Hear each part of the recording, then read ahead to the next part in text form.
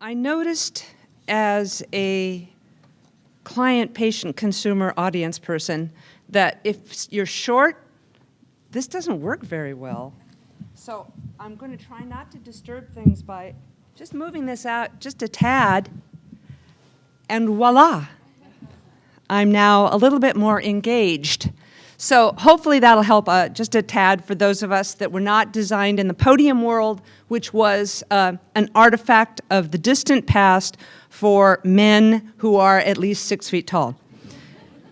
And my perspective that I'm bringing you today is a little bit different than some of the voices that you've heard, but similar to the voices that you will hear. I'm an applied academic. I work with companies and communities, and if people give me a brand, I like to call myself an anticipatory anthropologist, because I'm an anthropologist who looks at life today to anticipate the future and to understand how we think about the consequences of our collective actions. I've been studying health. Now we'll see if,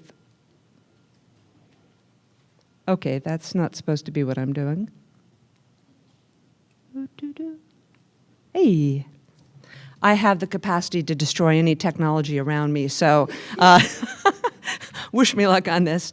I've been studying healthcare, health practitioners, scientists, and technologists on the West Coast in Asia for about 3 decades. In the last 20 years, I've been studying Silicon Valley and the Greater Bay Area. And I've also made forays into other communities, such as research I did this last summer in the Pacific Northwest. And I'm trying to understand the connections between work, so I'm the segue to the last few panelists, family, and community. And within that mix of work, family, and community, there is, of course, health. Being in Silicon Valley, I've paid special attention, even though I'm dead to technology, because it is a social magnet that both pulls and repels people in their social networks. I've been involved in a project called the Silicon Valley Cultures Project. It has a host of books. It has a project, including the one that's being passed around here, as well as the Institute for the Future, which is a think tank that has worked with me over the years on different research projects. The projects most salient here include the Personal Health Ecologies Project, the Greening of Health, yay, REI, and a project that I'm now working on with BRICS population, you know, if you're familiar with the BRIC, Brazil, Russia, India, China, on global health. And I'm looking at platforms for change. I've listened to the topics that we've been hearing yesterday and today and realized that we're really kind of talking about 2 different scales for behavioral change. Because I've studied Asia and Silicon Valley, of course I'm really big into networks. And I want to think about how those networks are a little bit different. And I just want to give you a little bit of an introductory anthropological lesson to help us think through this. There are 2 kinds of networks. One network is based on your community. It is the platform, your workforce, the places that you go. It is institutionally based. So you all have networks that are like that, and those are a very important network. And the last 2 speakers were really talking about that kind of network. But there's another kind of network that we have, which is egocentric. That is to say, I create my own network. Individuals create their own networks, networks of relationships. Those 2 kinds of networks are really what I'd like to think we need to mobilize for behavioral change. Some of those behavioral changes are institutional. Here's a photo of the therapeutic garden at Good Sam Hospital in Portland, for those of you who are Northwesterners who might recognize it. Institutional or personal? What kind of network is that creating? It's an institutional one. The other one that you see is based on a personal network. This is a person that I shadowed and interviewed named Lydia. And Lydia has diabetes. She has a number of difficulties. And what you see there is the award for her participation in a marathon. Now, her husband, Ron, really supported her in all her efforts to participate in this marathon. You would consider him a support person in her personal network. And it was really fascinating to me to track this. But then something happens Ron gets cancer. Ron gets Parkinson's disease. What do you think happens to that relationship of support? You guys have encountered it. Suddenly, his diseases trump her condition. She has to be focused on being a caregiver of someone else. So when we think about networks to support, we also have to think about what hinders, what forms barriers in those personal relationships, and not think about it in a unidimensional way. We want to think about what people are actually managing.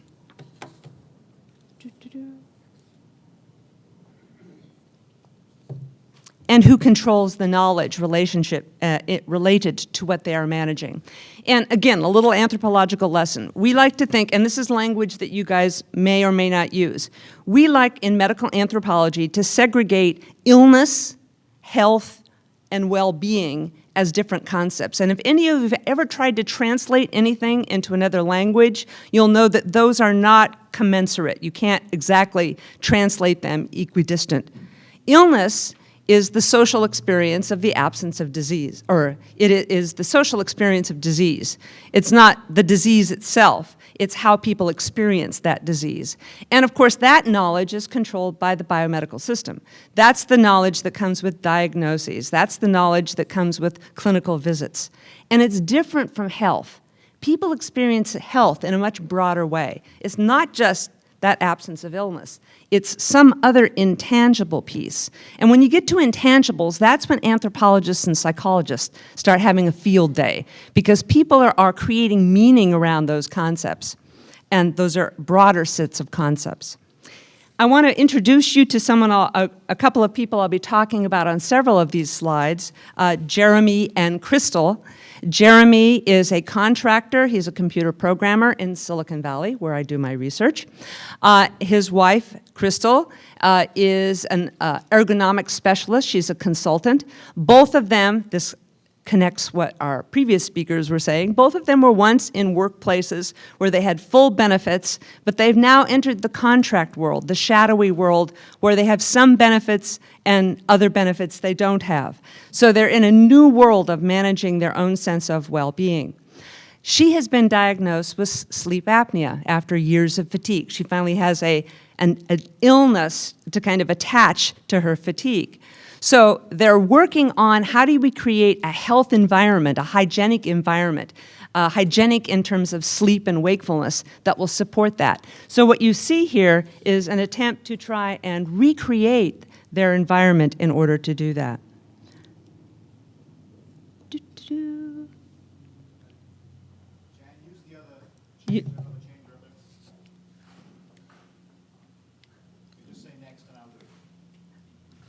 But I got it. They're now into these intangibles of well-being. They're trying to figure out how do they make themselves healthy and well in pursuing this well-being. That's the most culturally malleable form of health thinking that a family can engage in.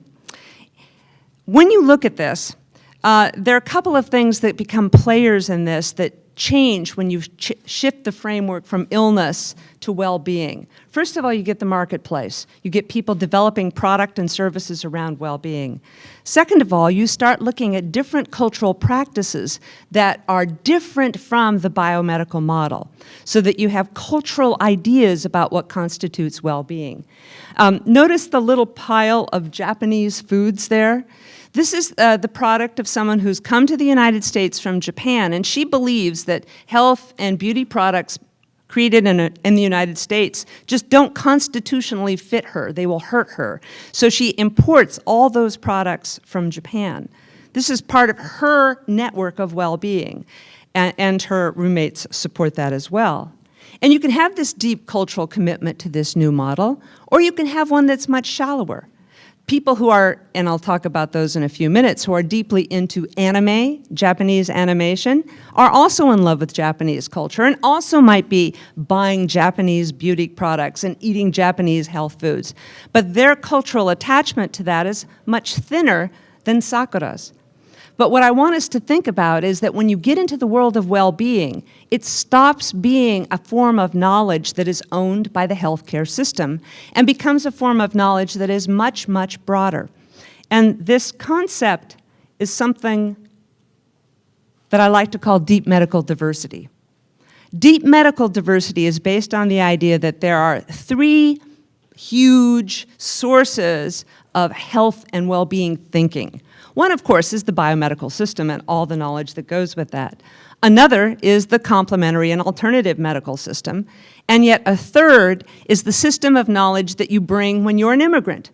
The practices that come with you when you come from Tehran or from Tokyo. What I found interesting in studying the Bay Area and the Northwest for the last few decades is that those three things interact. So that when you have, as Silicon Valley does, 35 to 40% foreign-born, that validates all those alternative practices that are related to the Asians and the Indians that are coming, East and South Asians that are coming into Silicon Valley. And those begin to create this new, very complicated marketplace. The truism, and many of you have experienced that, is that individuals have no problem mixing and matching out of these different logics and practices. If it works for them and it works for theirs, they will use it. The people who have difficulties with this are those invested in the logics of each of those three systems, the people who are invested in immigrant practices or in biomedicine. But consumers don't have a problem with that. And one of the ways this works is that individuals don't take this information and act on it. Individuals work with their networks to understand and interpret information and to act on it. So when we talk about individuals, we're actually talking about individuals within families. We've seen this in a couple of the presentations today and yesterday. Some of those individuals are coworkers. So Jeremy, for example, thank you. Jeremy, for example, learned how to do yoga when he still had a job at Pixar, and when that job ended, he proceeded to bring some of those practices home to his house. And he tries to work with his wife to encourage her to help him keep up his relaxation regime. He, on the other hand, is trying to convince her that Dance Dance Revolution is a form of legitimate exercise. And this gamification of exercise is something that was talked about in some of yesterday's workshops and will be talked about later today. She's not quite so sure that that logic of exercise works for her, but he keeps working on her. And of course, the household and the family are these critical pieces of the network that work on each other. And central to that workplace, and we've heard about it today and we'll continue to hear about it, is food. Food is the moral metric that we use when we're buying, preparing, and sharing food. It's part of that social contract of trust and obligation and caregiving. And here's a photo of a 100-mile sign from a Canadian grocery that is conveying trust and the moral act of sustainability. And then there are the folks that loosely I would call the network. They're not based on the workplace, they're not in your family, but they're the people that you affiliate with because you have a strong connection with them. And I've been studying teenagers going to Fanime, which is a Japanese animation convention that annually happens in San Jose. And these teenagers are completely absorbed with this. They go once a year, they cosplay, which means costume play for the uninformed. And out of this, they take these incredible morality tales about what it means to be beautiful or to be sexy or to have a particular sexual orientation or to be active and engaged. These are things that they're taking from this common source of stories that they then interpret in their interactions. And what I want us to think about is that there are a whole lot of those networks out there that we're not tapping into that are the sources of this interpretation and translation that people engage in. And of course, finally, and most obviously, things that public health people can tell us for ages, there's the community, the locale. And I have a slide here of a community garden that is not far from here. It's in the International District in Chinatown. And it's not only a place where elders can eat fresh food and grow fresh food, but it's a place that reinforces their identity as the Chinese community. And so I want us to think about how each of these networks can be mobilized to support healthcare. People are always asking me, well, what is the best technology to do this? And I find myself saying that the technology that connects people into networks is the best technology. Maybe it's texting. Maybe it's, for people my age, actual telephony, actually talking to people in order to create that relationship. But it's the relationship that is getting mobilized through these technologies. And I want to challenge us in the last minute or two that I have to reframe our thoughts a little bit. And part of what anthropologists love to do is challenge people to think a little bit differently, or if you're ungrammatical and with Apple, to think different. To think about, well, what are the logics and practices that people, consumers / patients / workers, that people actually use? And are we, through our biases, actually not hearing what they actually do? Because they know, they can recognize when the person who's interviewing them has a bias against a particular set of practices. And they'll monitor themselves so that you never learn about that. Are we doing that? Are we rushing to judgment to say, hey, that's a great practice? No, that's a terrible practice. And is that limiting how we think about and filter our communications? Are we thinking about, let's see, I think I just moved to the next one. Are we thinking about people in networks rather than individuals? As an anthropologist, one of the truisms is that folks in American culture are obsessed with individualism. We think about individual rights and freedoms. The default thinking that we engage in is the individual. And many of us talk about, well, work on the individual. But if the individual is couched in a social network that is essential for vetting information and making information actionable, it's possible that we're limiting ourselves in our effectiveness. And so I want to challenge us to rethink and reframe our thoughts about whether you're being focused on an individual patient, worker, or client, or whether you're mobilizing the institutions, whether you're mobilizing the family, whether you're mobilizing a more intangible social network. And recognize you won't know what those social networks are. The beauty of networks is, in spite of Facebook, they're largely invisible. People are in networks that you don't see. They know them, but you don't know them. Can we reframe our thoughts to really mobilize that?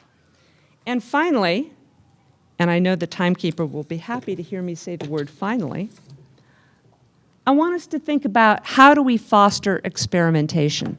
Now, I'm lucky enough to be in Silicon Valley in the Bay Area, which worships the concepts of experimentation and innovation. But I think that we're also in a place up here in the Northwest that also is quite fond of those concepts. And part of what you do to create this new curve that we've been hearing about is, my analog is, of course, evolution. You want to have a lot of little mutations out there. Some won't work, but some might be an extremely effective way to reach the future. How do we encourage that kind of mutation and experimentation? And we find ourselves, we may be hindering it by the kinds of institutions that we have, the limits that we place on experimentation, because we don't have the metrics to measure them. How do you measure what is moral, for example? Or how do you measure whether grandma's tea actually is, in fact, enhancing your yin? You know, those things don't lend themselves to the kind of evidence that we use and that you've been seeing slides of all morning. When that is the world we live in, that may be a factor that hinders us.